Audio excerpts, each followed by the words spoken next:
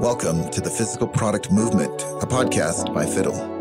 We share stories of the world's most ambitious and exciting physical product brands to help you capitalize on the monumental change in how, why, and where consumers buy. I'm your host, Ken Ojuka.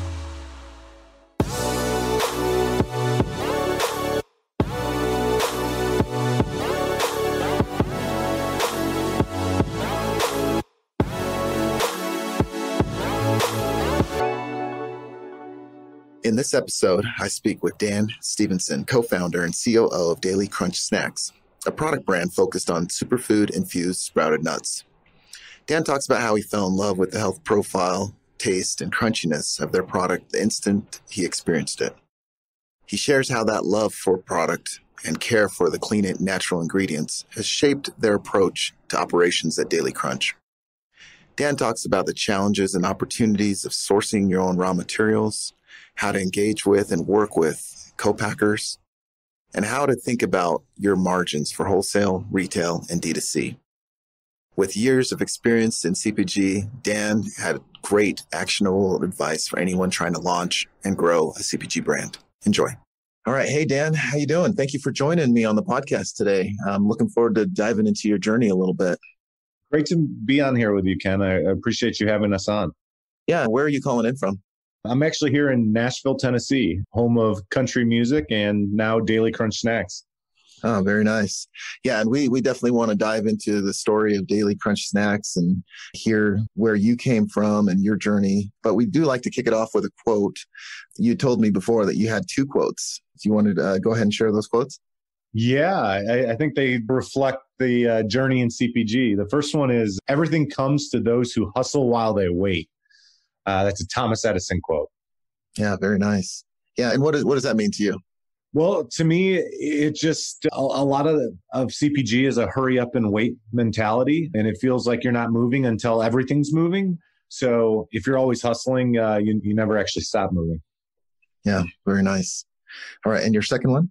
Courage isn't the absence of fear, but what you do in spite of it. And that's an FDR quote. Yeah, and that's actually one of my favorite ones. I share that with my kids all the time.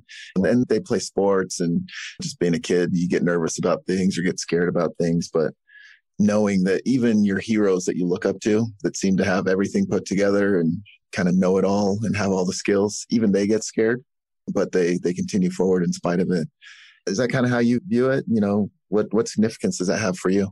Yeah, I've kind of seen the depths of both sides of entrepreneurship, the highs and the lows. And when you pull off that Band-Aid of fear and you actually just keep moving forward, you realize it's not as scary as it can be, and that inaction can sometimes cause. Yeah. I really do. You know, that's one of my favorite quotes. And it's sort of that, like, expect to feel fear at times, you know, and it doesn't have to freeze you, kind of like you said, with the inaction. You can still operate even though, you know, you might be scared about certain things, you know. Well, that's great. So let's kick it off. Why don't we start with just where you're from and a little bit about your background? Yeah, I'd love to. I actually grew up in Shaker Heights, Ohio, east side of Cleveland, and still have a lot of love for the city of Cleveland. So get back there from time to time, but ended up in Nashville, Tennessee via Vanderbilt. So I did my undergrad at Vanderbilt, and that's what brought me to this great city in 2003. And it's kind of crazy to say that. Yeah. And what did you study in school? I studied economics and corporate finance, really fell in love with economics, and in particular macroeconomics, seeing everything, the big picture behind it. I've always had a passion for strategy and the why. And that kind of gave me that lens to look at the world with. Yeah, it's always interesting to just find out a little bit about people's backgrounds. I mean, did you ever think that you would launch your own product or, you know, be in the CPG space? Did you have that in your head at all at any of that time?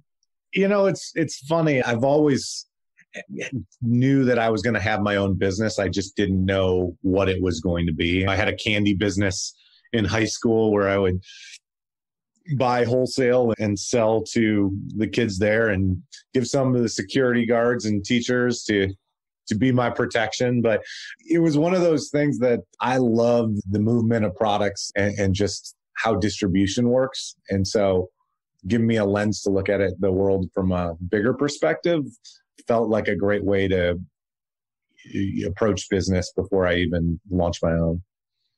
And so you worked in finance for a little while, and then it looks like you launched a mac and cheese business. Can you tell us just a little bit about that?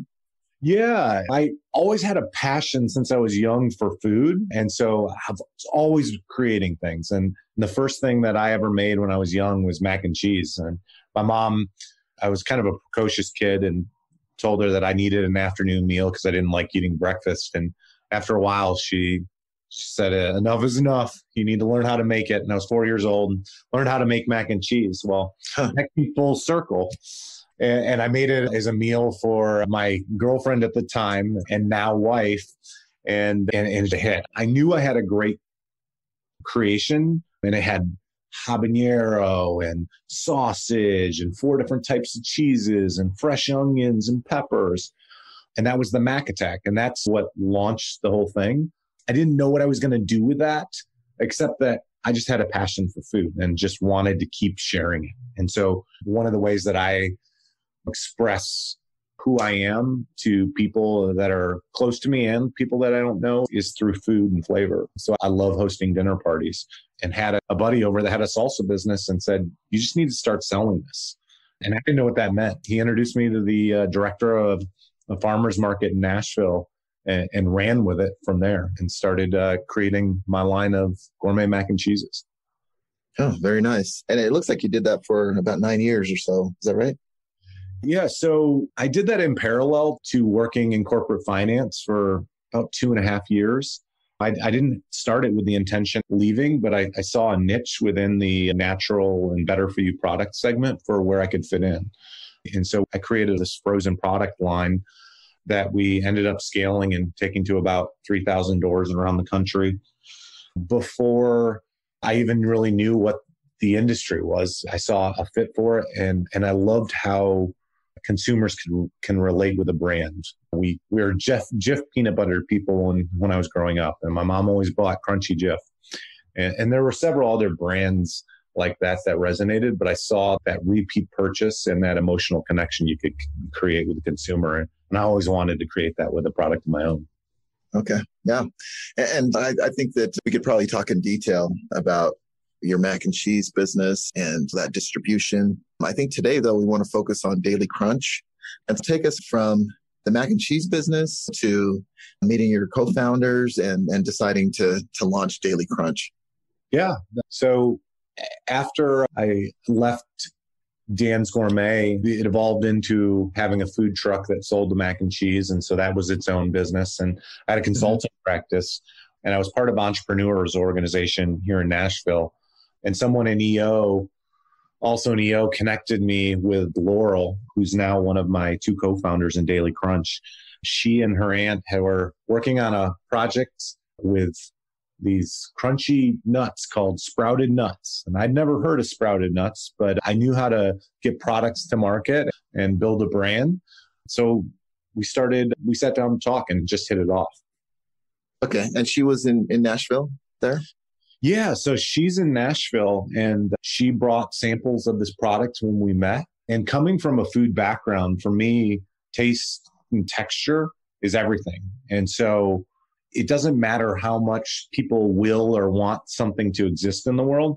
If it's not good, you're not going to get the repeat purchase. But the first thing that I tasted with these was this unique crunch that I never had with any other nut. And so I was immediately intrigued by the product, and then really fell in love with my co-founders. And that was a difference that I didn't have with the first business, was a founding team. Okay, got it. Maybe you could explain a little bit more about these nuts. I'm sure all, the listeners, they've had nuts before. What's unique about and what captivated you about what Laurel showed you? Yeah, Diane actually discovered this process in India. Her sister was going there regularly for spiritual reasons, but all the women would soak their nuts in water at night and then eat them the next day. So they brought that process back to Austin, where her sister was living, and started dehydrating them. And the dehydrating of them anywhere from 12 to 48 hours gives this unique crunch. And so now what we have done in this scale up is the soaking, and it sheds the phytic acid. So this phytic acid is on the outside of almonds. Almonds actually have the most amount of phytic acid of any food in the world. Actually inhibits digestion. So the sprouting process, our soak, sprout, and dehydrate process, removes the phytic acid, makes it easier to digest, and then hollows it out on the inside. And then the dehydration pulls the water out, leaving you this crunchy nut that is unlike anything else before. It actually makes an audible pop that you can hear. Let's see if I can here. And so, yeah. So early on in the branding, we knew we had to convey the most important part of this, which was the crunch. Because even though there's all these amazing health benefits that even Diane didn't know at the time, we just knew she had a better nut, including there's higher bioavailability. Your body's able to absorb more nutrients with this process from the nut. Mm-hmm. We knew that the most important thing to convey was that crunch. So that's part of what our job is to do. And so, take us back just a little bit. So when they approached you or when you approached them, how far along were they in terms of developing the brand and having an actual product to sell? Well, Diane had been selling them to friends and friends, or gifting them and or selling them to friends for about 18 years. But Laurel actually came from 18 years at Unilever in New York City. And so for her, she saw the potential. She'd been snacking on these. So Diane is her aunt through marriage. And so she saw, her family just all these picky eaters and just grabbing these nuts and chowing down on them. And for her, she approached Diane about, can we make this a real business? So they were in the early stages of just thinking about packaging and flavors. So I came in before we really done packaging, naming, branding. And so we really got to build it from the start. And we each have complementary skill sets. Would you describe those a little bit? Yeah.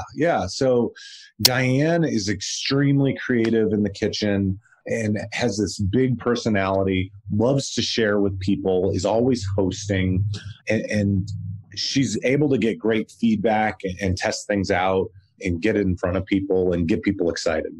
Mm-hmm. Laurel, super smart marketing expertise, knowledge, overly bubbly, like just could pull anybody in, and then really brings this experience from working on campaigns like Hellman's and Dove campaign for Real Beauty. And they're both super genuine. And so when you put the three of us in any trade show convention, I mean, we can share not only the attributes, but just the love that we have for this product. All of us believe in it and live it. And I think that's a big thing is, do the founders convey the energy and the attributes of what a brand needs to be? And so authenticity has really been a great thing with this founding team. Right. Well, and you talked about, your co-founders, their strengths and really what they bring to the table. What about you? When, you look at your skill set, what do you think you bring to the team? And I know it's always hard to talk about yourself. Yeah, I'd say one of the things that I learned out of the first venture, I gained a sense of humility. And I know that's not usually an attribute people use, but I didn't have to make it about myself. And I really was able to be objective because it wasn't my baby this time. I was able to say, what is great about what this product is and what is great about the people around me, and how do we prop up both of those things? And so I've learned a lot on the operation sides of how to bring products to market. I come from a finance background, so I was able to create all our models for pricing and for budgets and for projections, fundraising, working with brokers, identifying co-packers. It's a lot of know-how and things that you have to do when you build a product in the CPG space. And then allowing Laurel and Diane to run with some of that innovation and that marketing, of which they have a lot of experience. Yeah, got it. Yeah, so let's take it. So you joined the team. What are the first steps that you guys took at that time? Yeah, so the first thing was actually putting a brand behind this product. And We went through a lot of different names and iterations. I think the first version of the product before Laurel and I came on board was the Health Nut. And we knew that we wanted to convey some a little bit a different tone with that. But we looked at products that we loved in the marketplace. And two of them that we loved were RX Bar for its ingredients and how they were very clean, transparent. You knew exactly what was in the packaging. The other one was Boom Chicka Pop. We think they're pastels that just pop off the shelves. You go down those aisles at Costco, you can see it from anywhere in the store. And at the end of the day, Angie made great popcorn, but it's just popcorn. Right. And so for us, we like to say our packaging's like RX Bar and Boom Chicka Pop had a baby. So that was a lot of the inspiration for the early brand. And then went through the naming and the hierarchy, which I love in terms of how customers read and how it resonates. Those were some of those first steps before we started getting into product flavors and varieties. Okay. And how were you making this at the time? And what was the plan in terms of production? Yeah. So the soaking process is pretty straightforward from how Diane had been doing it to even in the scale up. The scale up on the dehydrator is the big change. So Diane and Laurel are both using what are called Excalibur dehydrators, just little home dehydrators. And so we knew that in the scale up that we were going to have to work with the co-packer, find out the types of dehydrators out there, and knew that it would change some temperature and profile as well as the time. So identifying somebody that already had experience plus had the dehydrators themselves was a big part of it, because you went from making 20-pound batches to 2,000-pound batches. Right. And so, yeah, I can imagine that'd be a challenge to find somebody with this expertise. And I'm sure the listener is thinking they wouldn't even know where to start. What tips could you give us about identifying somebody with, like in terms of a co-packer with that skill set? How do you even go about it? Yeah, the easy answer is to say, talk to people in the food industry. But before I was even in the food industry, I wouldn't have known who to reach out to and how to go about that, or that this whole world of people that only make other people's products exists. So one of the ways you can actually back into it is looking at the back of a package and seeing where it's made. A lot of these places don't have the really good web presence, but if you think about the equipment that you might need to make your product, even if it's not the same. So for example, you could talk, if it's a dehydrator you need, what are the other dehydrated products that exist out in the world? Okay, you got kale chips, and you've got meat snacks, and you've got dried fruits. So working backwards from the back of there is sometimes an easy way for people to at least start reaching out, find a city and a town and a name of a company that might be producing a product that uses the equipment that you'll need when you scale up. Okay, so maybe you find, let's say, a meat stick, right? You find a meat stick and you say, hey, these guys have to dehydrate this product. So would you contact the brand then, or how do you take it from there? Maybe fill in some of those dots. Yeah, it's a lot easier when you come from a position of you like somebody's product and you're looking at launching a product of your own in non-competing space. Brands and entrepreneurs are pretty open to it. People that have navigated through being an entrepreneur know that they got their breaks from someone like them. And they're usually pretty open with that knowledge. And I've met so many great people over the course of building businesses, because success is not a zero-sum game. People know that they can help you and it doesn't hurt them. And so it's been, I'd say, reaching out to those entrepreneurs and asking them how they built it, especially if you listen to them and compliment, they're usually happy to share and at least make a few introductions for you. Yeah, and I think that makes sense. And for those who are feeling, apprehensive about this, I think we can point back to that quote where we started this off with, where, yeah, you might be a little intimidated or feel a little bit of fear to reach out to somebody like that. But if you think about it, the worst thing that can happen is they say that they don't want to tell you or they don't answer. Yeah. So you don't really have anything to lose. And to your point, I found the same thing in my career, is that people are usually genuinely happy to help. They want to share. They love telling their story. They would love to tell you how they did it. Yeah. And you've got such a cool platform to be able to get those insights from people. But you're right. It's the secrets to building a business aren't usually closely held by the people that are doing it. There's a lot of luck in it and a lot of hard work. So even if you gave somebody the playbook, they still have to execute and they still have to work hard. All right. So you found a dehydrator. You found somebody. What, were they local? How did you go about engaging with them and getting your first run going?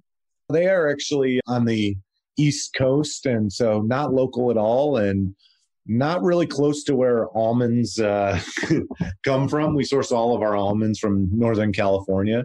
And we test run a few products with them. They'd never done almonds, or actually never had done nuts before.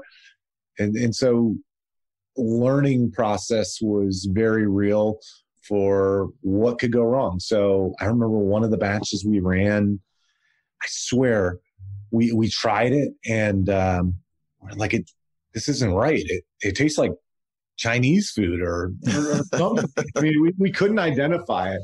And we found out they'd run flavored onion rings the day before. And part of that was it's just a different level of sanitation because almonds absorb so much flavor.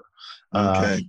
And so that process of sitting there in air for as long as we dehydrate them, it opens the pores of those almonds to take on whatever flavors are in your dehydrator chamber. So that could be a good flavor, though. It sounds like you could run with that a little bit.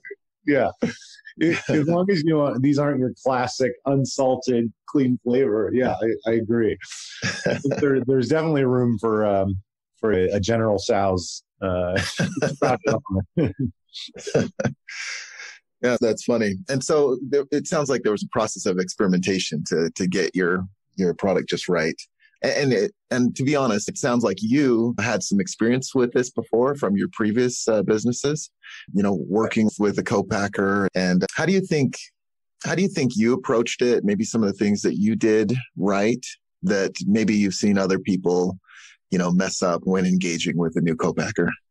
I think that transparency is really important in that co-packing relationship of what ingredients we're using, how we're doing a product. And I know that some co-packers aren't or don't want to be transparent on where their pain points are for cost or the sourcing of materials. So one of the things that we did early on was source all of our own materials. And essentially the co-packing relationship was more of a tolling fee. So doing exactly our process in their facility rather than letting them own process and materials and just selling an end product. I've done it both ways, but I think that having just a tolling allows you to go and source better. So if I find a better almond supplier, not only in price, but taste, I can make that relationship work rather than depending on the supply of almonds that said co-packer has. It also helps from a transparency and sustainability perspective when you're sourcing ingredients. I want to know each farm that every ingredient's coming from, because that's more important to our consumer today than it ever has been in the past. Right. It's really tough to do if you're just allowing somebody else to pick those for you. It also doesn't encourage the improvement of margins and really encourages someone else to cut corners rather than you to figure out where you need to get more efficient on your sourcing. Is that something that you would recommend that new brands do? Try to source it themselves? I mean, you said that you've done it both ways. What would be your advice if somebody was asking how they should proceed? Yeah, I think in this day and age, you want to be able to speak to these people that you work with. Consumers care about it. We have an amazing almond farmer in Northern California who's now the largest bee-friendly certified farmer in the world. And by having that relationship with him, we can see the challenges they're having in the supply of crops. We can hear about the successes they've had in drip irrigation despite said flooding going on. We can hear about the difference in quality of almonds between them and other people. And we're able to share their story. So we can actually feature blogs featuring their story. If there's something between me and that farmer, if I'm not the point of contact for that relationship, it's a lot harder to really build that trust when you need a favor or as you're growing to know that they're going to be a partner when it's through somebody else. So yeah, I highly encourage people to try and build co-packing with a tolling fee mentality in mind so you can drive down to actual costs. If you're only asking them to produce and bag, you can get to a more efficient place from what are those cost drivers and how you can improve margin, because margin is so critical in this game, as you know. Right. And I'd actually like to revisit that. One last question about this co-packer relationship. What are some of the let's just say the pros and the cons, or maybe some of the challenges? So we've talked about some of the advantages of doing it, but what are some of the challenges associated with sourcing it yourself? It's a heck of a lot of work. I mean, you'll have 20 plus suppliers bringing products in from all over the country and then ordering increasing amounts as you scale in size. When if somebody else was buying everything for you, it really helps the cash flow, because if you're not paying until, say, 15 to 30 days after a product's produced, that's the first time cash goes out in the business flow. But when you're sourcing your own ingredients, you're buying ingredients 60 to 90 days before production date, which means that you're 120 days before you would have paid it if you had a co-packer sourcing and making it all for you. So huge shifts in the flow of cash. So that's where I think some of the advantages are to people that allow the co-packer to source it. So it's just another thing to think about. Yeah. I think that you're right. The cash flow is definitely a concern. Like that economies of scale. If you have a co-packer that's already buying, say you're making chickpeas, they are already buying 1 million pounds of chickpeas from a farm that you go to try and negotiate pricing. The incremental amount of your 100,000 pounds to their million is your 100,000 pounds on your own might cost 50 cents a pound, but they're already at 40. So right. You get those economies of scale if you have them, if you can leverage their buying power. If they don't have buying power in what you're producing, there's no real need to have them source it for you. Yeah, particularly if they're marking it up. And that's one of the reasons why a lot of co-packers like to actually source for you, is they'll mark up the price and pass it on to you. Yep. So let's dig into margins just a little bit. Let's say that I'm launching a new product. Let's go with the chickpeas example. How do I need to think about my margins at every level, from my cost to produce it to what I expect to sell it to wholesale seller for, and then they'll mark it up? Can you maybe explain that a little bit for people who are a little bit unclear on that? There's some rough numbers that we can put there, but I would want to be at a 50% margin goal. So maybe you can't get there right away, but you're probably going to have margin compression over time.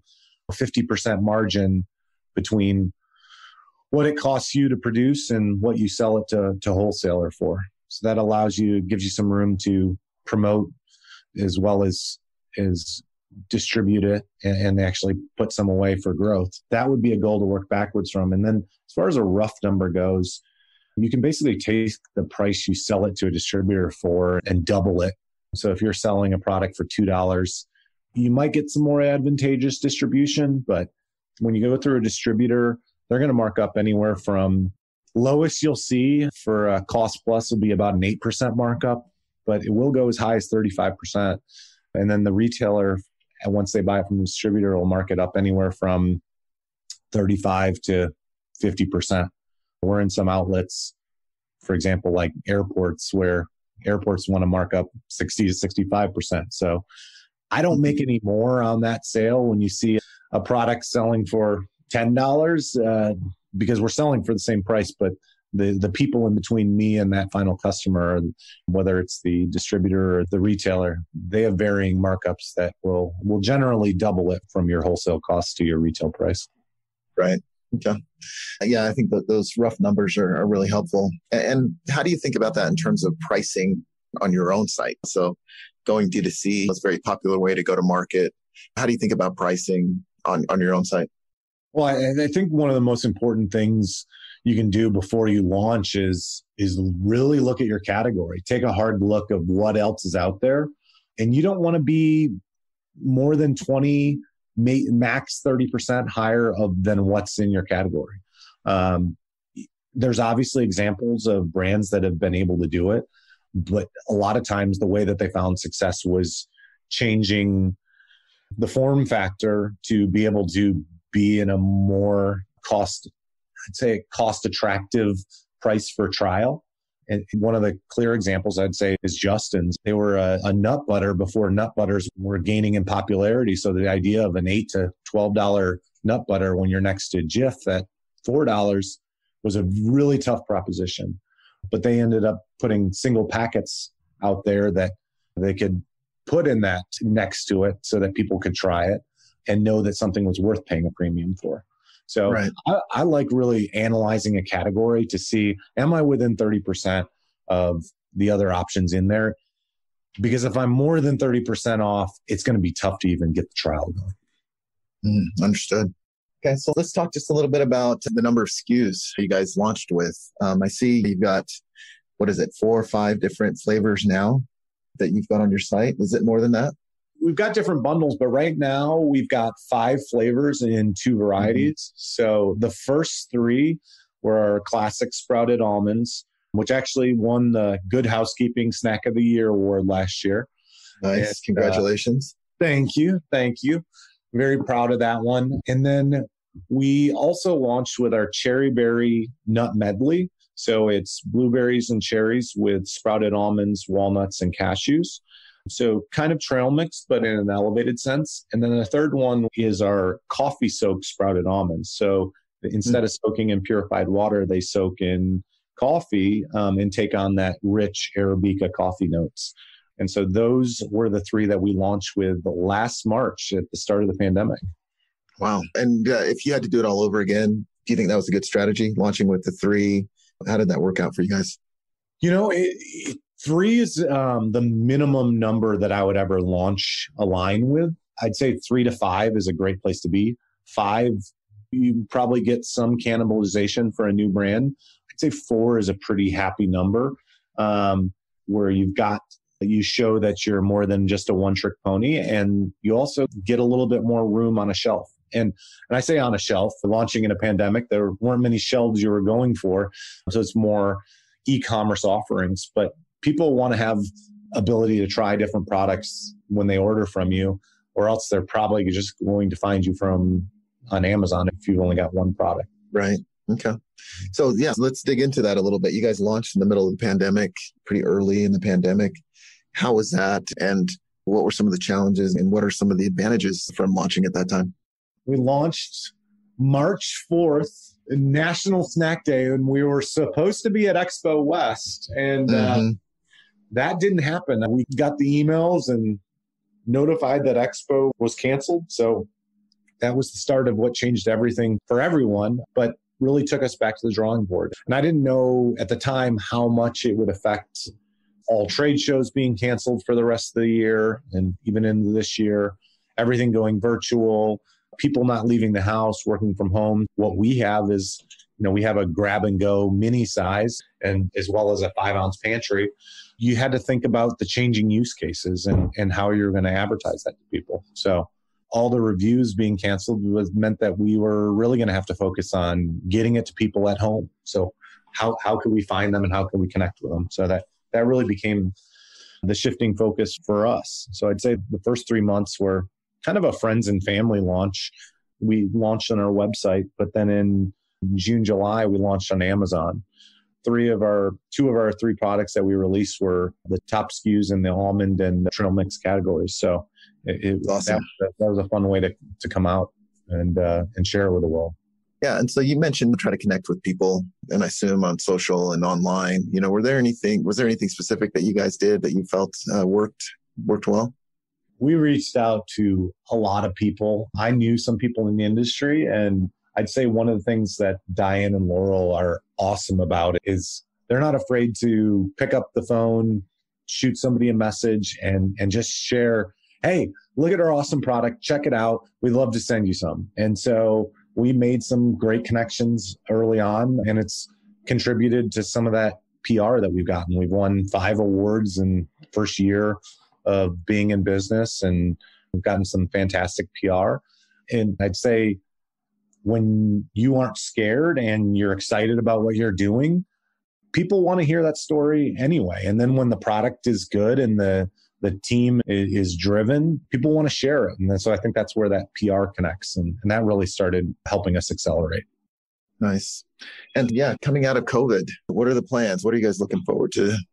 We never stopped pursuing traditional retail during all this. And so we now are able to do different programs and do sampling and emphasize the on-the-go, grab-and-go type of our 1.5 ounce minis. So we are in review for a couple big retailers, but we just launched in 2 key ones, one of them being Meijer in the Midwest. We had a buyer that fell in love with our product, and we have now launched both sizes. So our 1.5 ounce at the check lane, and then the 5 ounce in the superfood category, the superfood snacks. Mm-hmm. And so we're basically growth hacking. That's the best way to describe it. A lot of different places where we're going. So we've got a mass one. We've got 400 natural and independent stores around the country through Infra and through the KE Elevate program that we were accepted to. We just launched in CVS in their health hubs, so we're between Sahali and Skinny Dipped, and we're getting to prove it in these different channels. I really like testing a lot of different areas, different channels to see different velocities. So one of the ones we've been doing a test in is the airport market. And we went into San Francisco airport into a couple of their stores, and it's been flying off the shelves. And San Francisco's been one of the hardest hit airports in the country. But because of the progress we've made there, that we're going to expand with this national airport retailer. So those are the types of things that we like to see. All right, how fast does it move on its own? What kind of campaigns can we test there? And then how can we invest more into that area if it's working well? Sure. And what would you say your breakdown is right now in terms of D2C versus wholesale? And what's your goal there? What kind of breakdown would you like to see? I think D2C was higher earlier on due to the pandemic, but we've grown a lot through KE and through this Meijer and CVS. And so I'd say right now it's about 20% D2C. Mm-hmm. I would actually like to see that D2C number end up more like 40%. And so right now we just actually moved to an e-commerce fulfillment center to take that off our plates so that we can invest in growing our website channel.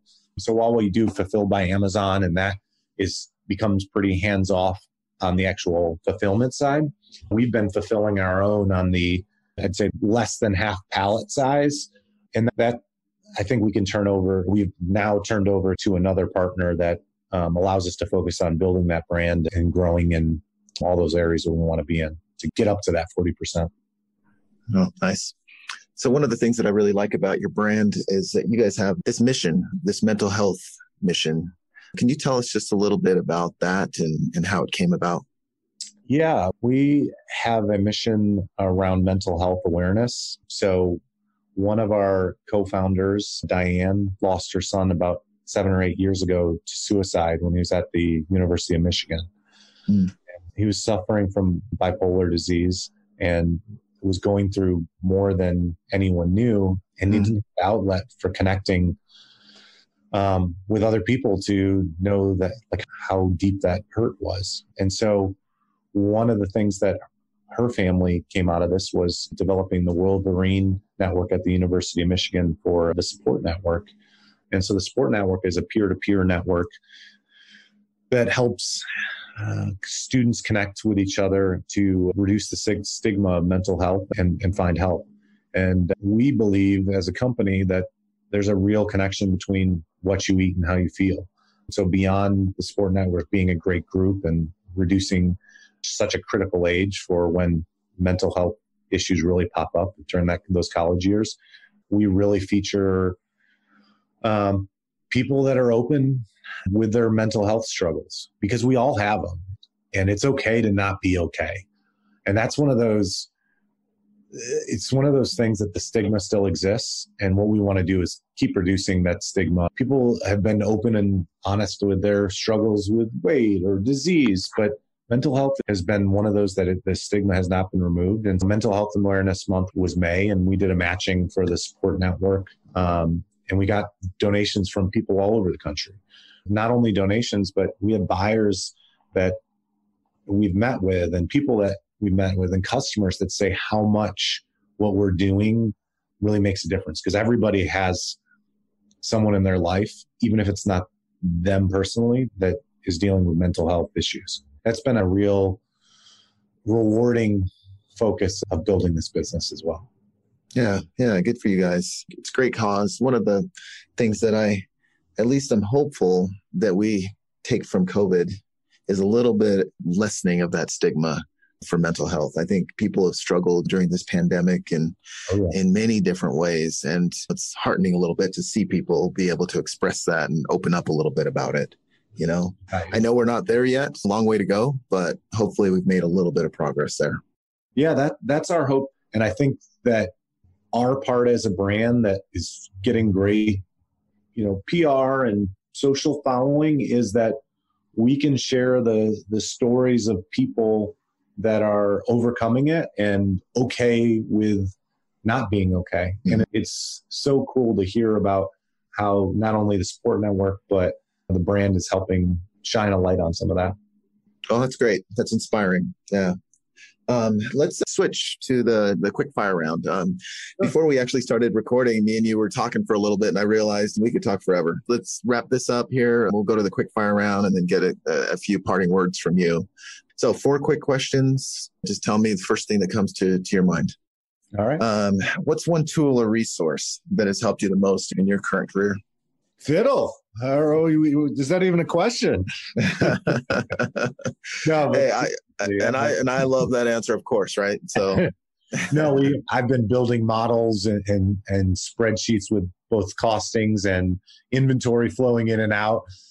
And when I saw that the fiddle was an option to connect all those, I was like, all right, sign me up for whatever demo you got. And we've just started implementing it 3 weeks ago and couldn't be more impressed so far.